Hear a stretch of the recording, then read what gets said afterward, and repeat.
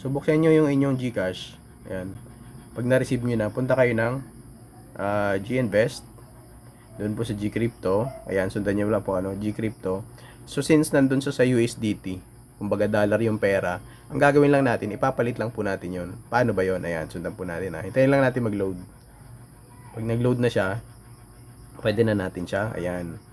So, ngayon, ang gagawin mo is, punta ka sa portfolio. Click mo yung portfolio. Ito, USDT. Ito pong USDT TRX Tron. Ayan, click mo yan. So, ang gagawin mo lang, para makuha mo siyang peso, para mapunta na sa GCash mo, pwede mo nang pambili ng load or anything. Ang gagawin nyo po yan, isi-sell nyo siya. Click nyo tong sell. Ayan, sell. Ayan. So, ito, ngayon, ilagay mo kung ilang USDT.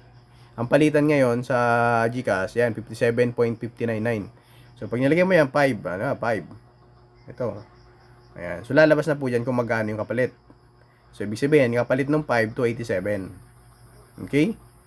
Tapos, ang gagawin nyo, pag okay na yan, i-click nyo lang tong sell USDT Tron. Click nyo yan. Ayan.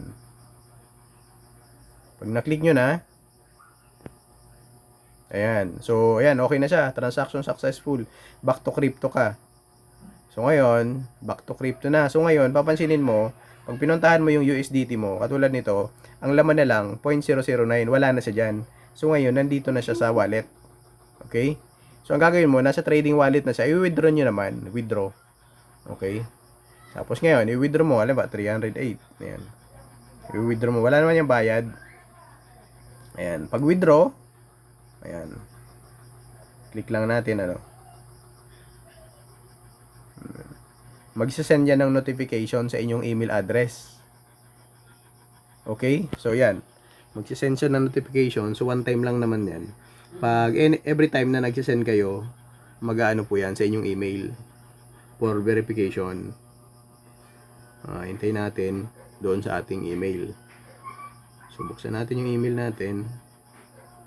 Ayan. Sige lang po, para makita nyo mismo paano ba yan. Ayan. Verification code withdrawal. So, bubuksan nyo yung email nyo. Nakalagay dito, 98 90 44. Ayan. So, go. Submit code. Submit nyo ng code. Hintayin nyo lang sa saglit. Ayan. Okay na. Successful na. Transferred to GCash. So, ngayon, back to GCrypto ka na. So, papansinin mo, wala nang laman yung trading wallet mo. Napunta na sa GCash. So, pwede mo na itong i-close na GCrypto. Punta ka na dito sa main. Ayan. Papansinin nyo itong available balance. So, dito sa transaction, makikita nyo, ayan, GCrypto withdraw. Ayan, 308 na. Ayan, pwede mo nang pambili. Okay? So, hopefully nakatulong po. Salamat!